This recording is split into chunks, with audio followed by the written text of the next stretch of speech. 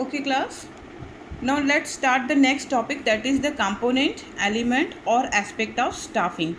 It's a very important topic. हाँ, elements of staffing. Elements of staffing generally exam में पूछा जाता है.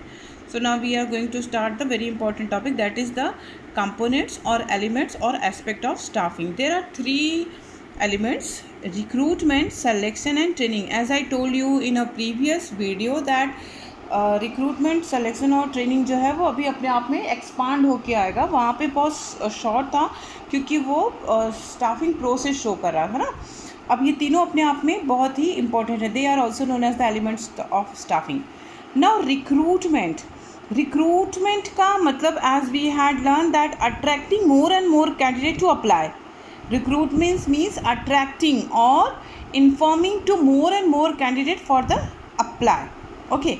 Selection means out of that recruitment select some person, those who are suitable for our job, and training means to provide the training to them. So these are the three elements. Now we are going to learn expanded form of these three. Now one thing is, recruitment is a positive process. Recruitment is a positive process. Selection is the negative process. ये negative process होता है. And training is again positive. Selection is a negative process and then training is again positive. Now what do you mean by positive and negative process? It means जब recruitment निकलता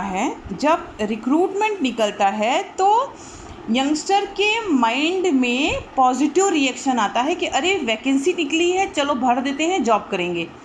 तो उनके mind में positive thinking आती है कि हमको भरना है, हमको ये जॉब मिल जाएगी. ठीक है. लेकिन जब सिलेक्शन हो जाता है तो वो निगेटिव प्रोसेस निकालता है. निगेटिव मतलब those who are not appointed. अब जो लोग नहीं अपॉइंट हुए हैं वो लोगों के लिए तो वो क्या हो जाएगा, निगेटिव प्रोसेस हो जाएगा. ट्रेनिंग उन्हीं लोगों को प्रोवाइड की जाती है जो अपॉइंट हो चुके हैं, इसलिए training is again a positive process. So ये कहा जाता है कि recruitment is a positive process, selection is a negative process and training is the positive process. इन तीनों को मिला के जो बनता है वो है हमारा staffing. Recruitment plus selection plus training is equal to staffing. Is it clear? Now let's start one by one. Recruitment हम ऑलरेडी थोड़ा सा पहले भी पढ़ चुके हैं. दैट इज मीन्स इंड्यूसिंग और attracting more and more candidate to apply.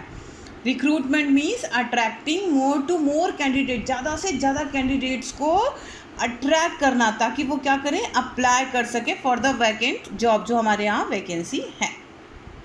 It also means search for candidate. उस कैंडिडेट की सर्च करना that can perform the vacant role and inducing them to apply to come forward for filing the vacant job.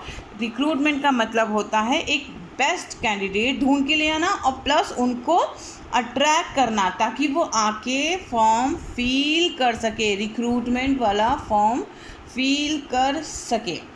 समझ में आ गया? अब recruitment दो होता है, एक इंटरनल रिक्रूटमेंट होता है और एक एक्सटर्नल रिक्रूटमेंट होता है. इंटरनल रिक्रूटमेंट मतलब जो एम्प्लॉय ऑलरेडी काम कर रहे हैं, जो एम्प्लॉय पहले से ही एग्जिस्टिंग एम्प्लॉय हैं हमारे, उसी में से किसी को आगे बढ़ाना. और एक्सटर्नल मतलब आउटसाइडर को लेकर आना. क्लियर है? इंटरनल मतलब जो ऑलरेडी एग्जिस्टिंग एम्प्लॉय हैं उन्हीं को आगे पोस्ट पर प्रमोट कर देना, और एक्सटर्नल मतलब बाहर से लेके आना. तो रिक्रूटमेंट दो टाइप का होता है, इंटरनल एंड एक्सटर्नल. ये आप लोग देख लीजिए. इंटरनल रिक्रूटमेंट प्रमोशन होने से या ट्रांसफ़र होने से होता है ना. इंटरनल रिक्रूटमेंट कैसे होता है? प्रमोशन होने से या ट्रांसफ़र. हम प्रमोट कर दें, जैसे मैंने बताया कि टीजीटी को पीजीटी में प्रमोट कर दें. और ट्रांसफ़र मतलब उसको एक ब्रांच से दूसरे ब्रांच में, दिल्ली वाले ब्रांच से बॉम्बे वाले ब्रांच में ट्रांसफ़र करना, या बॉम्बे वाले ब्रांच से चेन्नई वाले ब्रांच में ट्रांसफ़र करना, तो भी वो इंटरनल ही कहा जाता है. उसकी एक ब्रांच से दूसरे ब्रांच में ट्रांसफ़र कर देना. और एक्सटर्नल मतलब बाहर से लेके आना. अब एक्सटर्नल कैसे कैसे आएगा? डायरेक्ट रिक्रूटमेंट मतलब गेट पर पैम्पलेट चिपकवा दीजिए कि भाई यहाँ पे एम्प्लॉयज़ की ज़रूरत है, those who wants to apply they can apply. Casual caller, phone करके बुलाना, ठीक है, जैसे मेल वगैरह पड़ा रहता है तो उनको कॉल करके बुलाना कि भाई आपका मेल आया था, आप आके जो है इंटरव्यू दे सकते हैं। मीडिया एडवर्टाइजिंग के थ्रू, न्यूज़पेपर है, टेलीविज़न है, तो मीडिया एडवर्टाइजिंग के थ्रू हम वो रिक्रूटमेंट करवा सकते हैं। एम्प्लॉयमेंट एक्सचेंज, हम एम्प्लॉयमेंट एक्सचेंज भी कर सकते हैं, मतलब एम्प्लॉइज़ अपने करंट जो एम्प्लॉय हैं उनसे भी ये कह सकते हैं कि भाई आप अपने आसपास के लोगों को ढूंढ के लेकर आइए, उनको बोलिए कि हमारे यहाँ जॉब है। जैसे वर्कर लेवल वाला अगर जो होता है ना, वर्कर लेवल वाला जो वैकेंसी होती है वो जनरली जो ऑलरेडी वर्कर्स काम करते रहते हैं उनसे कहा जाता है कि भाई आप और लोगों को सर्च करके लेकर आइए। Placement agencies and management consult, ठीक है, जो एजेंट होते हैं, एजेंट भी काफ़ी होते हैं जो हमको ये जॉब, मतलब दोनों के बीच के लिंक होते हैं जहाँ पे जॉब मिलने वाली रहती है और जिसको जॉब चाहिए होती है।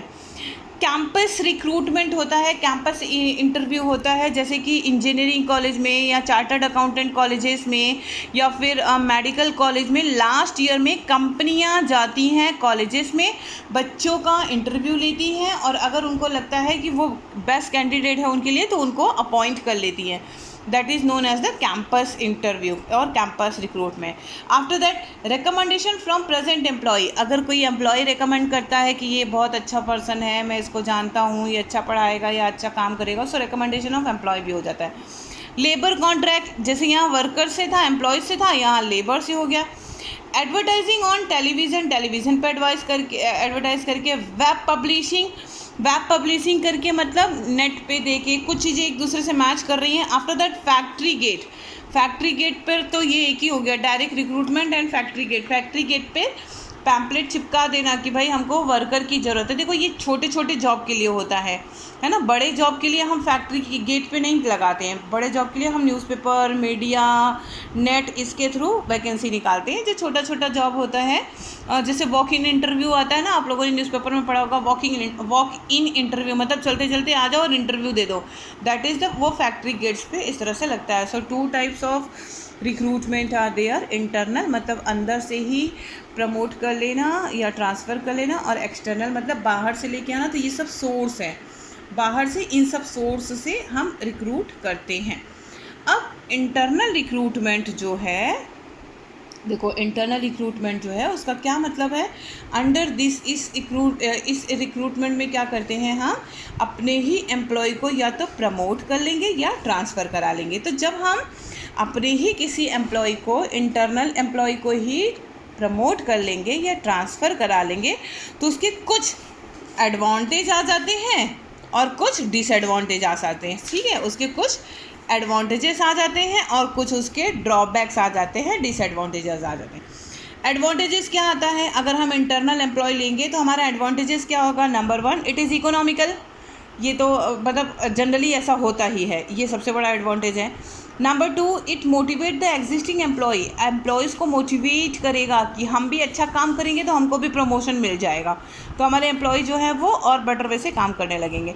Less amount is spend on training, ज़्यादा ट्रेनिंग करने की ज़रूरत नहीं पड़ेगी, क्यों, क्योंकि वो आपके ऑर्गेनाइजेशन में ऑलरेडी वर्क कर रहा है।